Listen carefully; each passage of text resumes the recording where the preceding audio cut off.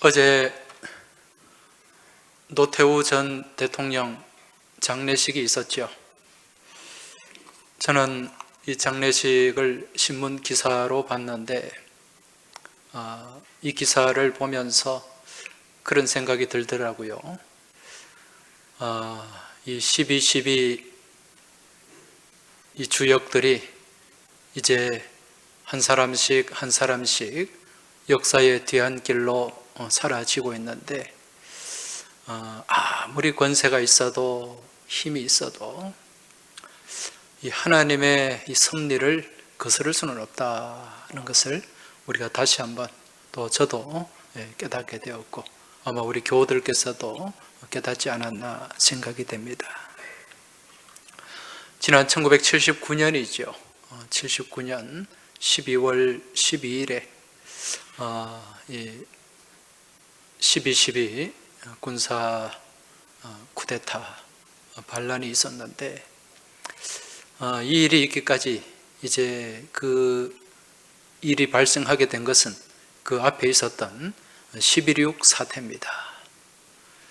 11.6 사태는 잘 아시겠지만은 박정희 전 대통령이 그 부하인 중앙정보부장 김재규에게 이제 시해를 당한 사건이지 않습니까?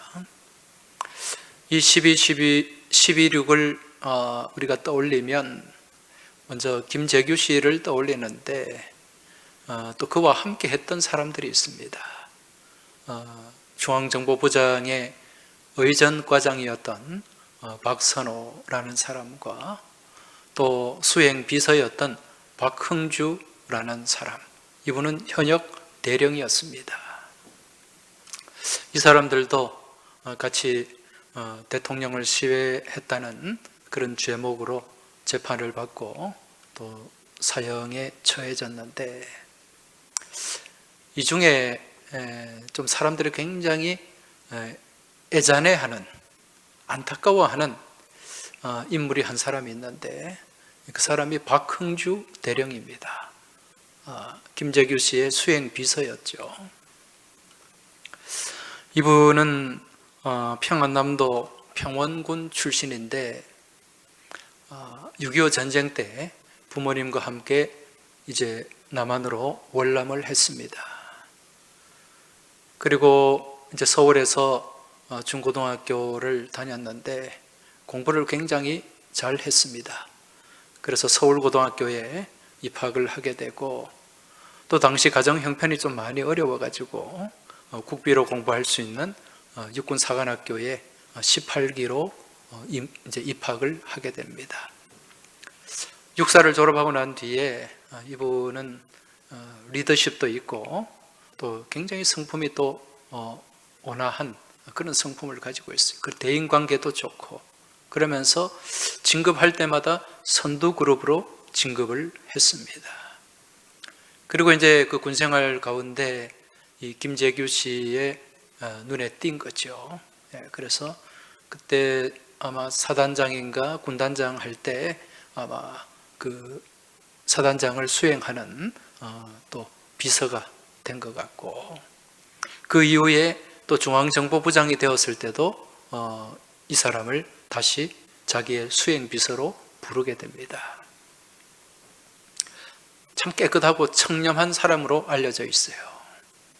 그런데 12.6 사태가 일어났을 때 이 김재규 씨와 박선호 의전과장은 서로 좀 뭔가 계획이 된 게 있었는 것 같아요. 왜냐하면 이 대통령을 그곳에 안가에 이제 모시려면 의전과장의 책임이거든요. 그런데 이 박흥주 수행비서는 전혀 내용을 몰랐어요. 그런데 그곳에서 총소리가 나고 또 대통령이 시해가 되었을 때 이 박흥주 대령은 이 군인의 직감으로 지금 안 좋은 일이 일어났고 이게 또 내게 안 좋은 영향을 미칠 수도 있겠다는 생각을 했습니다. 그럼에도 불구하고 자기를 알아주고 또 자기가 평소 신임했던 자신의 상관, 그 김재규 씨의 명령에 따랐던 거죠. 왜냐하면 군인은 상관의 명령에 살고 명령에 죽기 때문에 그렇습니다. 그래서 나중에 결국 이 대통령을 시해했다는 죄목으로 이제 체포가 되고 재판을 받게 됩니다. 그 과정 가운데 많은 사람들이 박흥주 대령을 위해서 탄원서를 올렸습니다. 왜 그런 거 하니, 이제 그 사건이 일어나고 난 뒤에 이 박흥주 대령의 이제 집을 조사를 하러 갔는데, 조사를 하러 간 사람들이 깜짝 놀랐다 그래요. 그 당시에 중앙정보부 그러면 나는 새도 떨어뜨렸습니다. 권력의 핵심이었어요. 그래서 중앙정보부에 있으면은 그 힘을 바탕으로 해서 또 많은 부정부패도 할 수 있었어요. 또 그렇게 했던 사람들도 있습니다. 그런데 이분을 찾아 집에 갔는데, 집이 저기 서울 달동네에 있는데 처음에 집을 못 찾았다고 해요. 설마 이 집이 이 사람이 사는 집일까 생각이 들 정도였으니까. 그 달동네에 낡은 집이 있는데 그 집에 새들어 사는 거죠. 그것도 그냥 집이 아니라 반지하 집입니다. 거기 한 13평가량 되는 집에 자녀 3사람과 부인이, 그것도 중앙정보부의 이 수행비서, 육군 대령이 거기에 살 거라고는 상상을 못한 거죠. 그만큼 이 사람이 깨끗하고 청렴하게 그렇게 그 직을 감당을 했다는 얘기입니다. 그리고 또 아주 똑똑하고 정말 나라를 위해서 크게 쓰임 받을 수 있는 그런 인물이었기 때문에 주변에서 많은 탄원을 했지만, 그리고 또 그의 상관인 김재규 씨조차도 박흥주 대령은 아무것도 모르고 그냥 내 상관인 나의 명령에 따랐을 뿐이다, 그렇게 선처를 해달라, 그렇게 또 간곡하게 부탁도 했습니다. 하지만 이 여론이 막 이 사람한테 모아지니까 이걸 불편하게 생각한 당시의 신군부가 오히려 더 빨리 이제 이 사람을 총살을 시키고 말았어요. 이제 그런 사건이 있는데, 당시에 이제 이 11.6이 일어나고 난 이후에 이제 한 달 보름 뒤에 12.12 쿠데타가 일어났지 않습니까? 그때 이 박흥주 대령과 완전히 다른 행보를 보인 또 한 사람이 있어요. 이 사람은 또 같은 박씨인데 박희도라는 사람입니다. 이 박희도 씨는 당시에 1공수여단장, 공수부대 지휘관이었습니다. 그런데 이 1공수여단장 위에 공수특전사령부가 있어요. 특전사령관이 있는데, 이 공수여단장이 별 1개가 별 2개짜리의 명령에 불응을 했습니다. 항명을 한 거죠. 그리고 이제 사령관이 군대를 움직이지 말라 그랬는데 부대를 움직여가지고 육군 본부를 점령하고 국방부를 점령을 했습니다. 그래서 쿠데타의 주역이 된 거죠. 그리고 그 뒤에 이 사람은 승승장구를 했습니다. 육군 대장까지 되고 참모 총장까지 되었어요. 다시 앞으로 돌아가서 이제 이 상관의 명령을 따르다가 체포된 박흥주 대령, 이제 총살형을 앞두고 있었습니다. 그때 이제 이 집행관이 마지막으로 할 말이 없느냐 물었을 때 이 사람이 나에게 기도할 시간을 달라, 그렇게 얘기를 했습니다. 그래서 그 짧은 시간에 하나님 앞에 기도를 했는데 그 기도가 지금도 남아있어요. 어떤 기도를 했는가? 하나님 아버지, 지금 이 순간 이 나라와 이 민족을 누구에게도 맡길 수 없습니다. 오직 강한 성이시여 방패와 병기 되신 주님께서 이 나라와 이 민족을 지켜주옵소서. 이 기도를 마지막으로 이제 총살형을 당하고 이제 하나님 품에 안기게 되었습니다. 그리고 그 뒤에 상관의 명령에 불복하고 항명하고 승승장구를 했던 그 사람은 지금도 살아있어요. 그런데 문민정부가 들어서고 난 이후에 이제 반란의 주역으로 이제 몰리게 되면서 재판을 받게 되고 감옥을 향해 들어가게 되었죠. 그리고 그 뒤에 아무것도 할 수가 없었습니다. 오직 한 자리만 했대요. 뭘 했느냐? 전국 불교 신도연합회 회장, 그거만 하나 했답니다. 여러분, 이 군인의 직업은 명령에 살고 명령에 죽는 직업입니다. 그리고 명예에 살고 명예에 죽는다고 합니다. 앞서 말씀드린 이 박흥주 대령, 상관의 명령에 복종하다가 목숨을 잃었지만 지금도 그 후배들에게는 존경받는 선배, 군인으로 남아 있습니다. 그렇지만은 그 명령에 불응했던 그 사람은 세상적으로는 뭔가 높은 자리도 차지했지만 아무도 그를 존경하지 않습니다. 여러분, 우리 하나님이 이 땅 가운데 군대를 하나 만드셨어요. 그 군대가 무슨 군대입니까? 마하나임이라고 하는 군대입니다. 하나님의 군대죠. 그리고 이 땅의 모든 하나님의 백성들을 이 군대에 배속을 시키셨어요. 그래서 하나님의 용사로서, 그리고 십자가의 군병으로 살아가게 하셨습니다. 그렇게 만들어 놓은 군 부대가 이 땅에 주의 몸된 교회이고, 그 십자가 군병들이 오늘 이 자리에 함께한 여러분과 저의 모습인 줄 깨달으시기 바랍니다. 그리고 이 땅에서 우리가 영적 전쟁을 감당케 하셨어요. 그리고 그 영적 전쟁에서 하나님은 승리하길 원하십니다.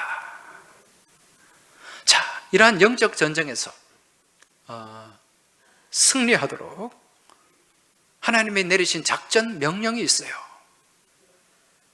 그 명령이 무엇인가? 바로 66권 성경 말씀입니다. 여러분, 성경의 말씀은 대부분 명령으로 이루어져 있습니다. 그러한 명령을 다르게는 계명이라고 얘기합니다. 계명, 10계명이 있죠. 또 하나님의 이 성경의 많은 말씀, 613가지의 계명으로 성경이 이루어져 있습니다. 여러분, 이 계명이라는 말이 무슨 뜻입니까? 목숨을 지켜서, 목숨을 바쳐서 지켜야 할 명령이라는 뜻입니다. 이 계자가 명령 계자고 명자가 목숨 명자거든요. 목숨처럼 지켜야 할 명령이 바로 계명이고 하나님의 말씀입니다.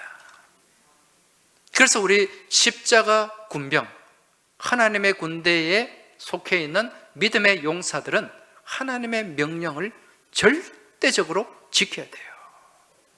그 명령에 움직이고 그 명령에 살고 그 명령에 죽어야 된다는 것입니다. 왜? 우리의 신분이 십자가 군인의 신분을 가지고 있기 때문에 그렇습니다.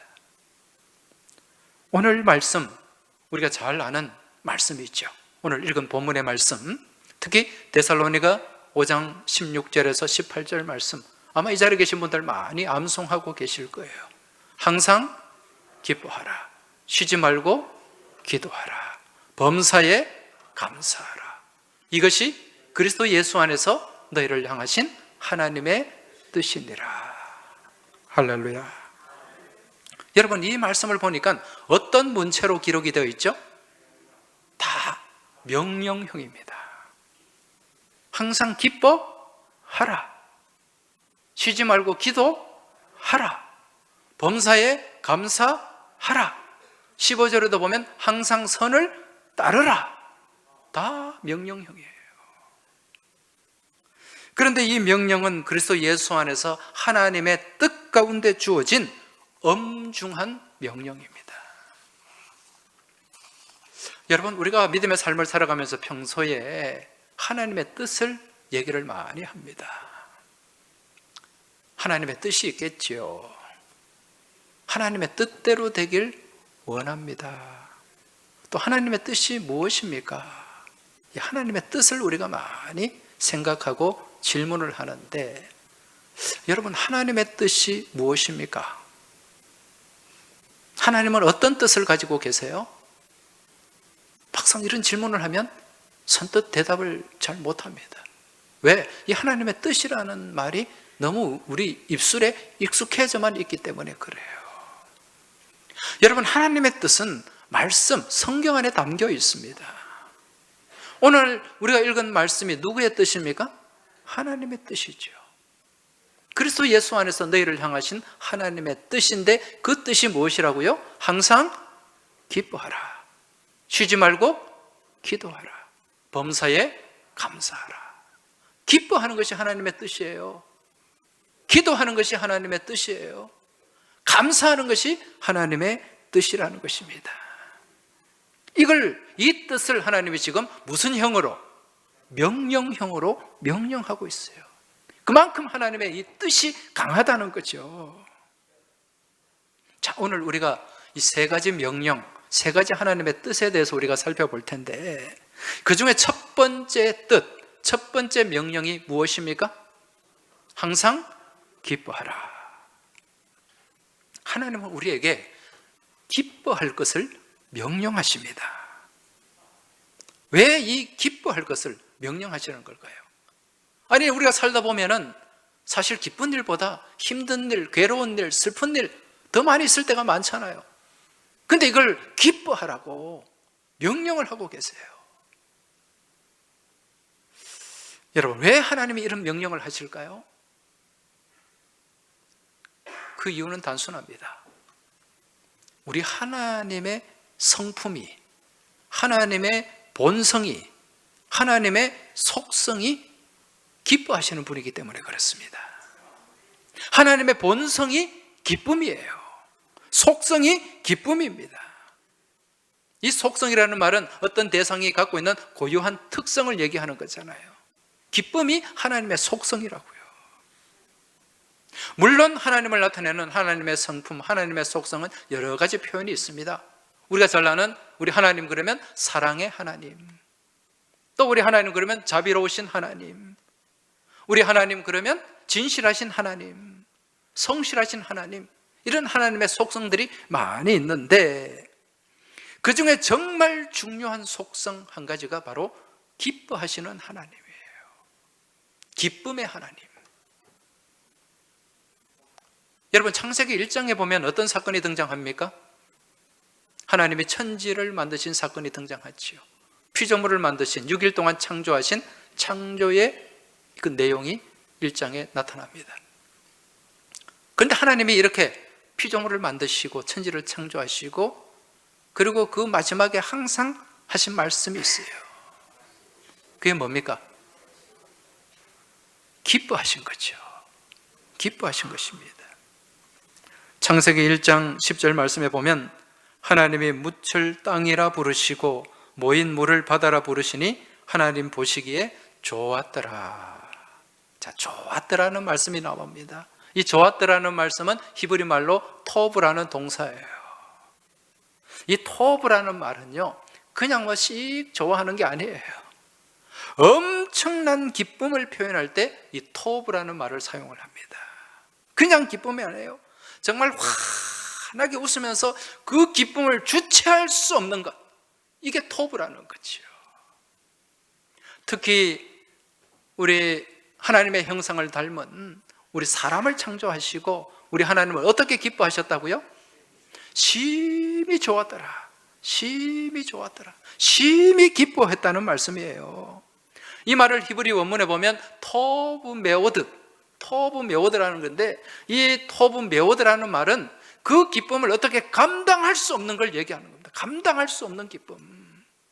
그냥 영어 성경에 보면 very good이라고 되어 있는데, 이건 그냥 이거는 그런 표현을 살리지 못한 번역이에요.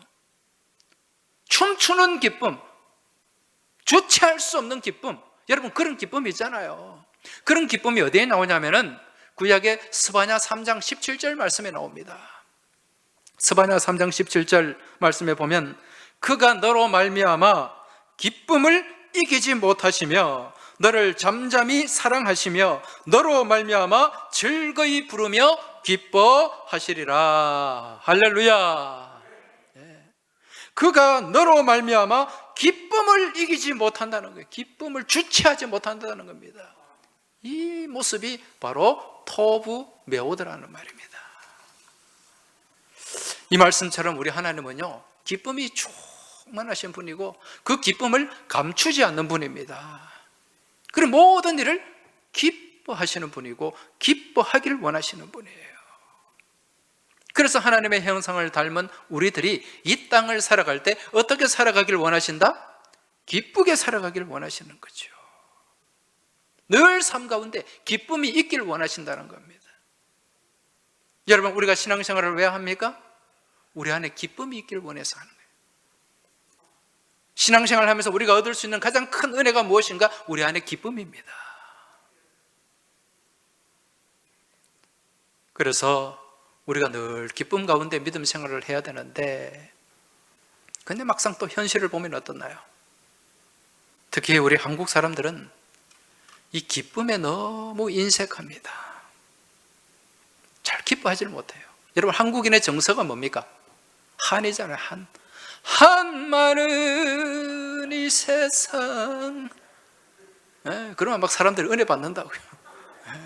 아이고, 니도 한이 있나? 나도 한이 있는데. 그런데 하나님은 한 많은이 아니고 기뻐하기를 원하세요.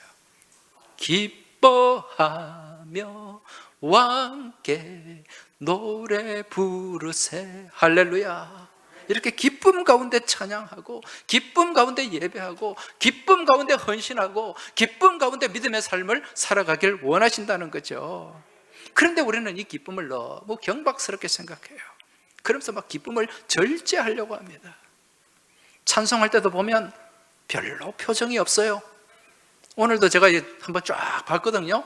얼마나 기쁨을 절제하는지 몰라. 여러분, 찬송은 하나님을 향한 기쁨의 표현입니다. 그런데 마치 도살장에 끌려 나온 이 어린 양처럼 슬픔과 어둠이 가득한, 온갖 근심 걱정이 가득한 것, 이거 하나님 기뻐하시지 않습니다, 여러분. 그리고 가만히 보면 또 직분이 무거울수록 얼굴 표정이 더 무거워. 여러분, 기쁘게 찬송하시기 바랍니다. 제가 한번 테스트 한번 해볼게요. 우리 잘 아는 내게 강 같은 평화, 그 가사 중에 내게 샘 솟는 기쁨이 있죠. 같이 한번 찬송해 보겠습니다.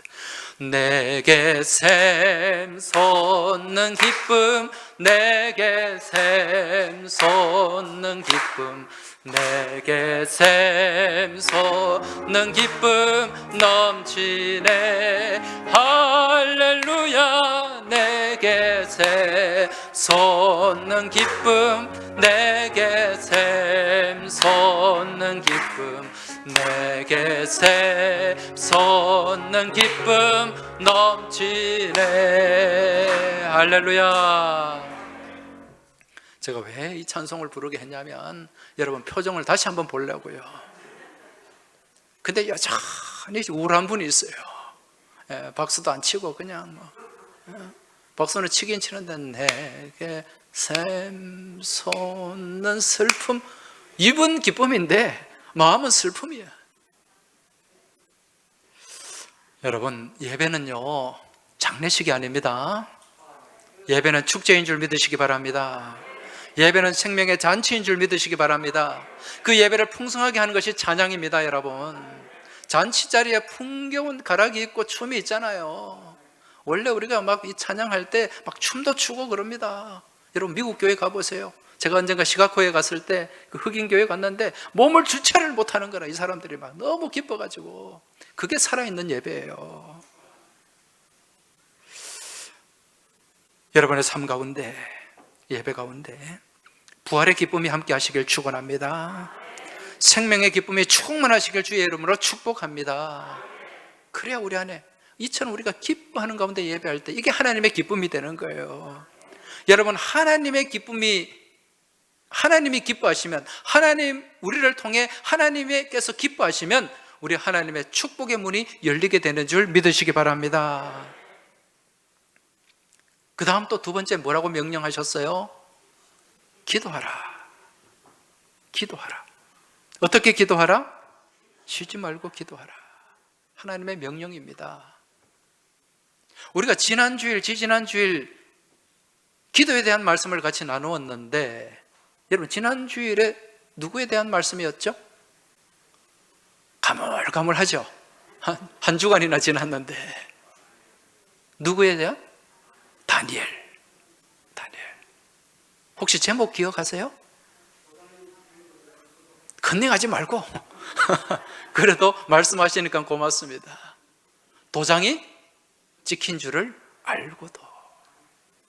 자, 이제 조금 더 진도를 나가서 그 다음 주일, 그 전주일 누구에 대한 얘기였죠?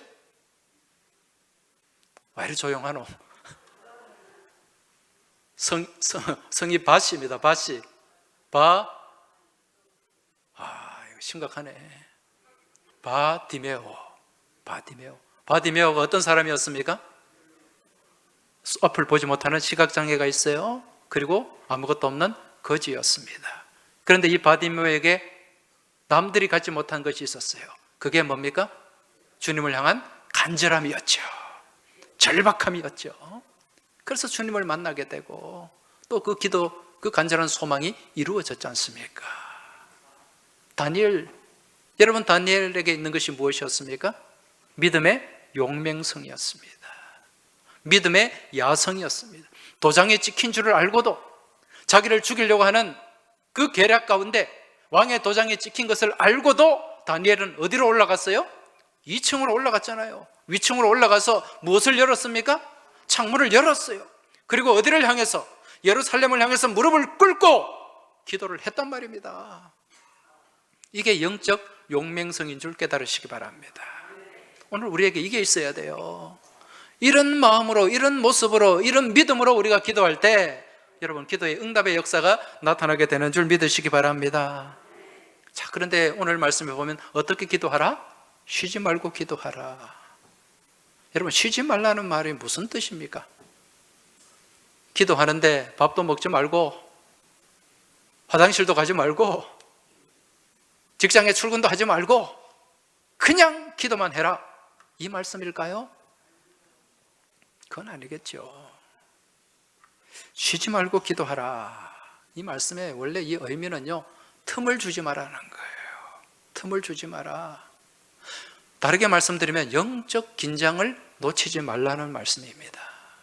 왜? 이 사람이요, 시간이 많고 돈도 있고 막 그러면 무슨 생각을 합니까?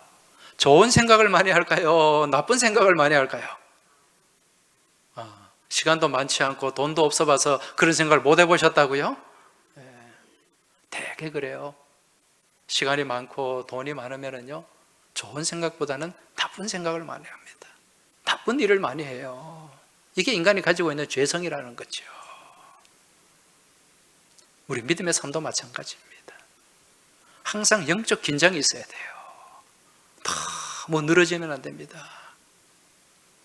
그래야 영적 긴장을 가지고 우리가 늘 기도하는 마음으로 마귀에게 틈을 주지 말아야 됩니다.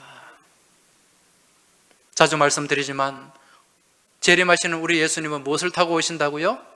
구름 타고 오신다 그랬죠. 마귀는 우리 삶 가운데 무엇을 타고 온다? 틈을 타고 온다. 그래서 마귀에게 틈을 주지 말아야 돼요. 여러분, 이제 내일이면 우리가 뭘 합니까? 다니엘 기도회. 여러분 다 알고 계시죠? 11월 1일부터 21일까지 세 일회 동안 우리가 다니엘 기도회를 합니다. 저녁 8시부터예요. 10시까지. 어디에서? 교회에서.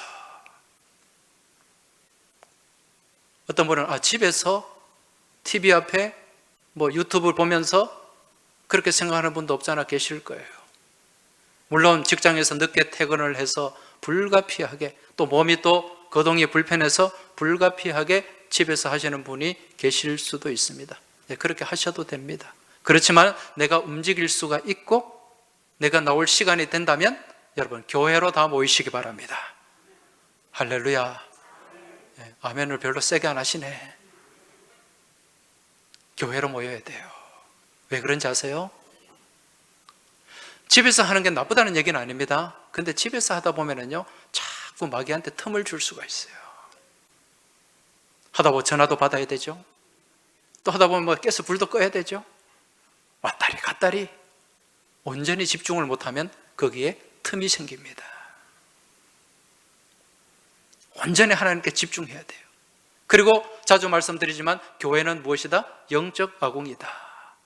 여러분 같이 모여서 기도할 때 뜨거워지게 되는 줄 믿으시기 바랍니다. 오늘 우리 신옥근 장로님 기도하셨잖아요. 전국의 이 1만 교회가, 전국의 많은 교회들이 지금 같이 모여서 같이 기도한단 말입니다. 여기에 엄청난 영적 불이 타오르게 되는 줄 믿으시기 바랍니다. 모여야 불이 붙죠. 불이 붙은 장작도 꺼내놓으면 불이 꺼지는데, 이 영적 아궁이인 예배당에 모여서 같이 기도할 수 있길 주의 이름으로 축원합니다. 여러분 편하게 신앙생활 하려고 하지 마세요. 이 코로나 이 팬데믹 이후로 사람들이 너무 늘어져요. 편하게 신앙생활 하려고 해요. 그런데 신앙생활은 편한 게 아닙니다. 여러분 믿음의 길은 무슨 길입니까? 십자가의 길이에요. 십자가가 편한 길입니까? 믿음의 길은 넓은 길입니까? 좁은 길입니까? 좁은 길이에요. 사람이요 편한 걸 찾으면 한도 끝도 없습니다. 뛰는 사람 세워놓으면 앉으려고 하고, 앉아놓으면 누우려고 해요. 누워놓으면 자려고 합니다. 편하게 신앙생활을 하는 것이 아니라 정말 주님께서 지고 가신 그 십자가를 우리가 지고 힘들고 고통스럽고 아파도 그 십자가와 함께 십자가의 길을 걸어갈 때 부활의 능력이 나타나게 되는 줄 믿으시기 바랍니다. 이번 다니엘 기도에 편하게 하려고 하지 마세요. 힘들어도 좀 멀어도 예배당으로 나오셔서 같이 불타오르는 장작이 되시길 주의 이름으로 축원합니다. 이 틈을 주지 않는 기도, 이게 쉬지 않는 기도입니다, 여러분. 그리고 세 번째, 무엇을 명령하십니까? 감사하라. 어떻게 감사하라? 범사에 감사하라. 여러분, 범사에 감사한다는 말이 무슨 뜻입니까? 모든 일이죠. 모든 일. 우리가 살아가면서 이 삶 가운데 일어나는 모든 일들 한번 생각해 보세요. 좋은 일만 있습니까? 아니죠. 좋은 일보다는 오히려 힘든 일, 정말 괴로운 일, 아픈 일, 이런 일들이 더 많을 때가 있어요. 그런 일이 있음에도 불구하고 무엇 해라?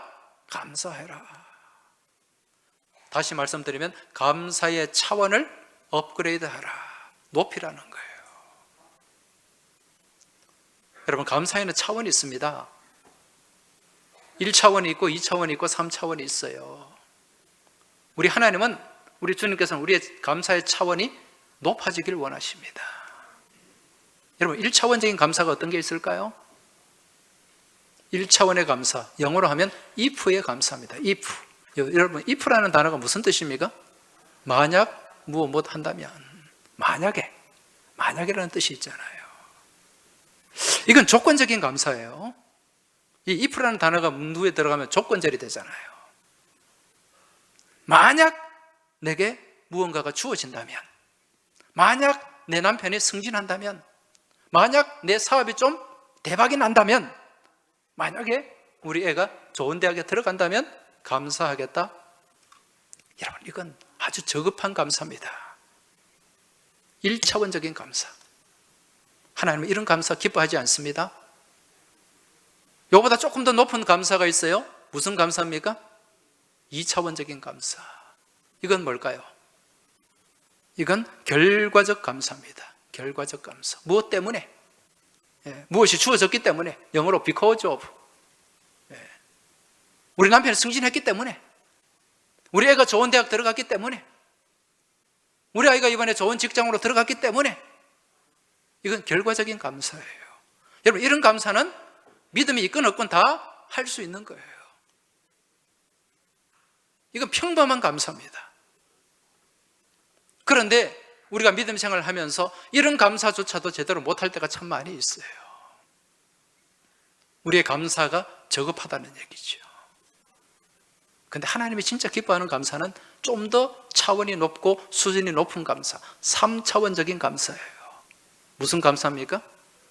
그럼에도 불구하고. 영어로 in spite of.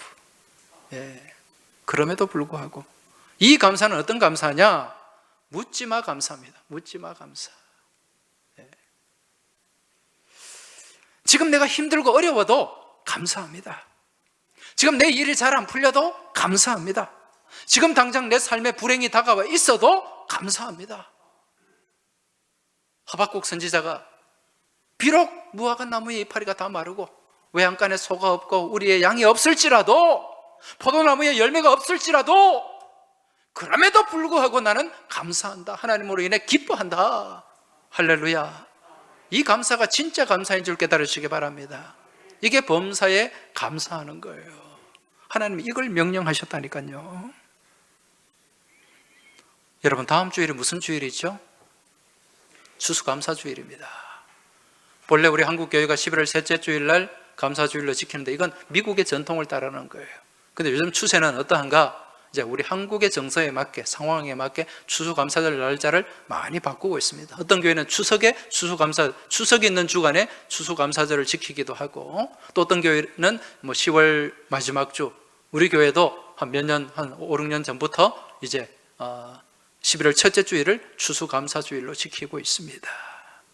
여러분, 이번 다음 주일날 다가오는 감사, 어떻게 감사하실 겁니까?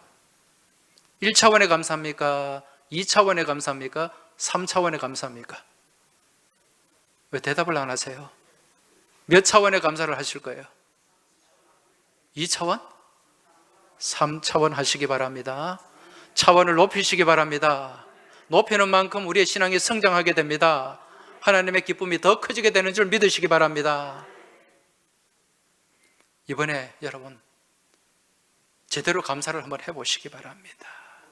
코로나 때문에 어려웠지만은, 비록 내 사업이 망할 지경에 이르렀지만은, 내가 직장에서 지금 간당간당하지만은, 그럼에도 불구하고 우리 하나님이 계시기 때문에, 하나님이 나와 함께 하시기 때문에 감사하는 마음을 담아 주님 앞에 감사하시길 바랍니다.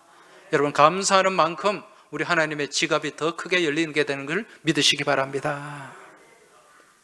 여러분, 오늘 3가지 명령, 항상 기뻐하라, 쉬지 말고 기도하라, 범사에 감사하라.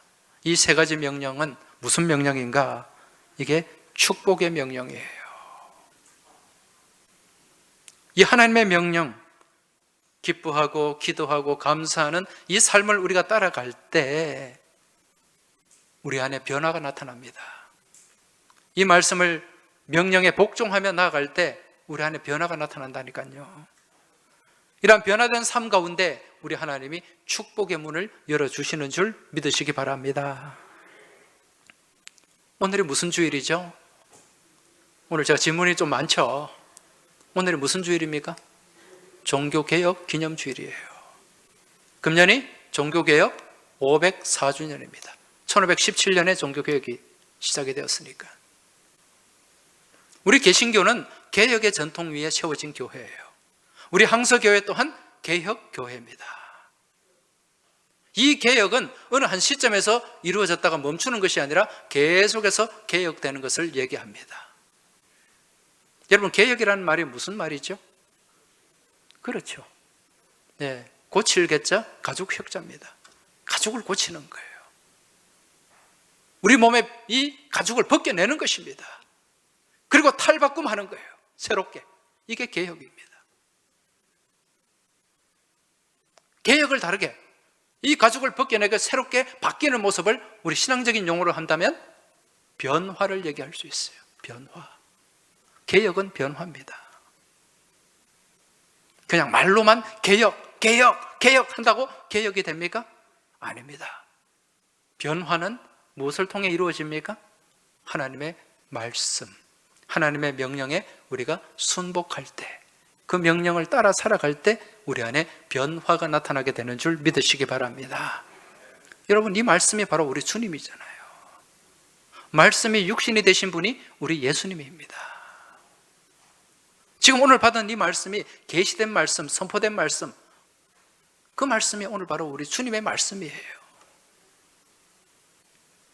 여러분, 우리 주님이 우리 안에 들어오실 때, 주님의 말씀이 우리 안에 들어와서 나를 지배할 때 내 안에 변화의 역사가 나타나게 됩니다. 주 예수 내 마음에 들어와 계신 후 변하여 새 사람 되고. 예수님이 내 안에 오실 때 앉으세요. 그냥 말씀이 내 안에 들어와서 나를 지배하고 나를 이끌어 가실 때 변화가 일어나고 그 말씀 안에서 개혁이 일어나게 되는 줄 믿으시기 바랍니다. 그래서 종교개혁의 모토가 뭡니까? 솔라 스크립추라, 오직 성경, 오직 말씀입니다. 여러분, 개혁. 다른 데서 개혁을 찾지 마세요. 개혁의 시작은 어디에 있습니까? 내 안에 있습니다. 내가 개혁돼야 돼요. 내가 변화돼야 됩니다. 내가 개혁되고 내가 변화되면 우리의 가정이 바뀌게 되고 우리의 교회 공동체가 바뀌게 되는 줄 믿으시기 바랍니다. 나는 안 바뀌는데 저 사람이 바뀌어야 된다, 저 사람이 개혁돼야 된다, 그런 말씀 하지 마세요. 먼저 개혁의 시작은 내 안에 있는 줄 믿으시기 바랍니다. 내가 말씀 붙잡고 말씀 주님의 명령에 복종, 절대 복종하고 말씀 따라 살아갈 때 내 안에 변화의 역사가 나타나게 되고 그러한 변화를 통하여 우리의 공동체의 변화가 시작되게 되는 줄 믿으시기 바랍니다. 이번 종교개혁 기념주일, 우리 안에 놀라운 변화의 역사가 나타나길 원합니다. 교회 공동체의 변화의 역사가 나타나길 원합니다. 그리고 그 말씀 따라 순복하는 믿음의 모습이 우리 안에 충만하길 소망합니다. 이제 말씀을 정리 좀 하겠습니다. 하나님께서 우리에게 주신 명령, 하나님의 뜻 세 가지가 있어요. 그게 무엇입니까?